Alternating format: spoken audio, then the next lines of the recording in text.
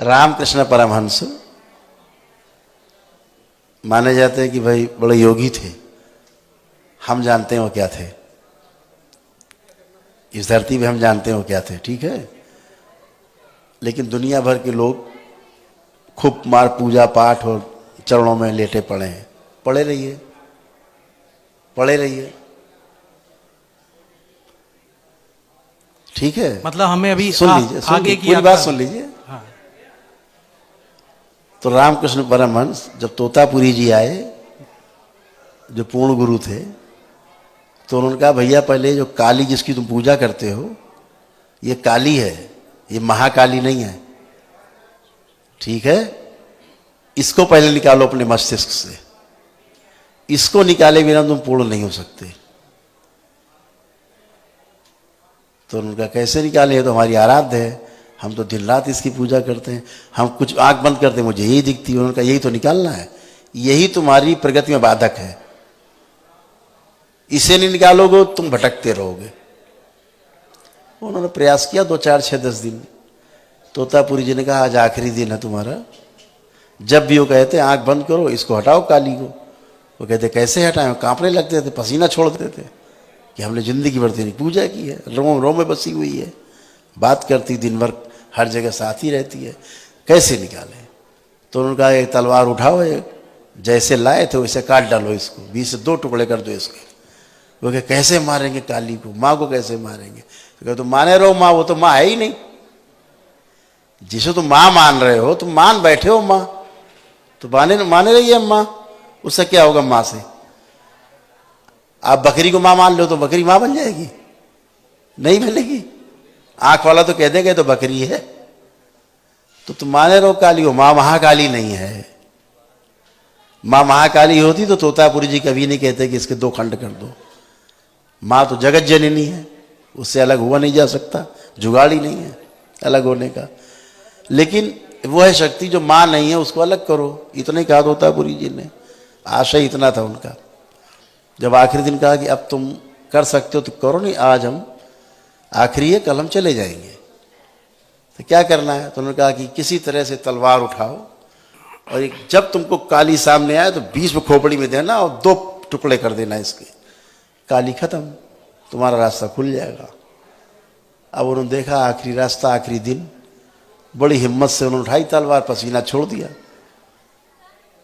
तो कथा यह है कि एक कांच का टुकड़ा था, उन्होंने मस्तक पे चीरा मार दिया रामकृष्ण परमहंस के, जैसे वो चीरा मारूं वैसे तलवार चला देना।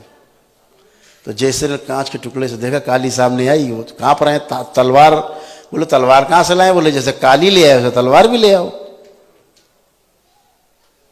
वो कांप रहे हैं तलवार लिए, तो जैसे कांच के टुकड़े से चीरा मारा उन्होंने तुरंत तलवार चला ली, काली के 2 टुकड़े,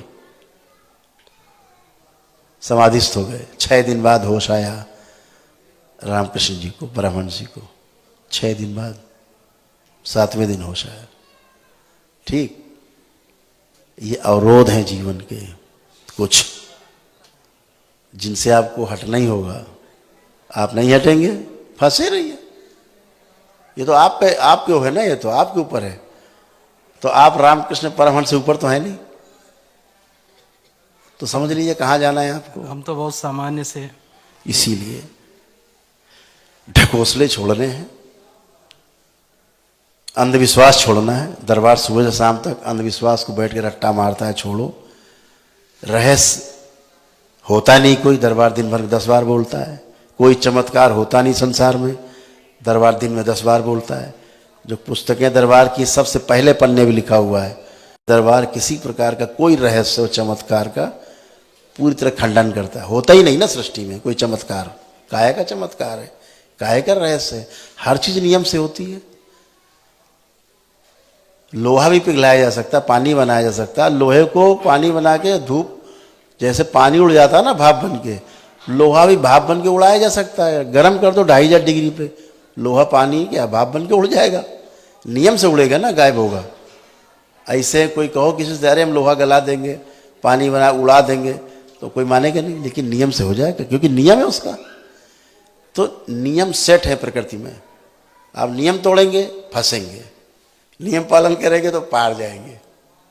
ठीक है ना। अगर कहीं जीवन में अवरोध है, जीवन में समस्याएं हैं, तो आप समझ लीजिएगा कि यहाँ पर कुछ गड़बड़ है। हम भावावेश में बहुत चीज़ें मान सकते हैं, भावावेश में कुछ ही बोल सकते हैं, लेकिन जो है वो है। सूरज सूरज है और चंद्रमा चंद्रमा है। गुरुदेव, कई बार ये भी तो कहा जाता है कि जैसे प्रभु अपना कृपा बरसा रहे हो और पात्रता अपने में ना हो, मतलब जो प्रयास हमें करने चाहिए वो हम ईमानदारी से ना कर रहे हो। दोनों तरफ है ना। ये गुरु के ऊपर हैसियत है ना, ये हैसियत गुरु की है कि आप कूड़ा करकट है, आप मिट्टी का ढेर हैं, आप टट्टी का ढेर हैं, गुरुदेव आपको शुद्ध बिल्कुल बना दे, चमका दे 24 कैरेट। ये गुरु की है क्षमता। और गुरु में क्षमता नहीं तो काहे का गुरु है? कद्दू गुरु है वो भी खुद माटी का ढेला है, काहे का गुरु है वो? अभी दरबार ने आपको खड़ा किया शुद्ध करके, आप ना मानो भगवान को, देवी देवता को, फिर भी आप शुद्ध होगे। कान पकड़ के आप शुद्ध किए जाओगे, कर दिए गए हो, आप ना मानिए। इससे क्या होता है? ये गुरु की जिम्मेदारी है कि कूड़ा करकट को भी जो है ना सोना, खरा सोना बना दे। नहीं बना सकता तो गुरु कहलाने के लायक नहीं है। गुरुदेव, बातें बनाते रहिए, बड़े बड़े बाल रख लीजिए, गिरुआ कपड़ा पहन लीजिए, दिन भर राधे राधे करिए, दिन भर ओम नमः शिवाय जपिए, कुछ नहीं ढकोस लेके अलावा।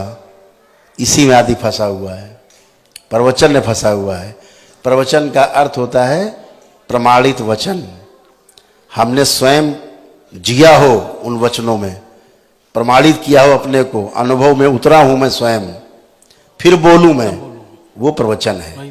पढ़ करके बोलना ये प्रवचन नहीं है, वो सूचना है। सूचना में और ज्ञान में फर्क है।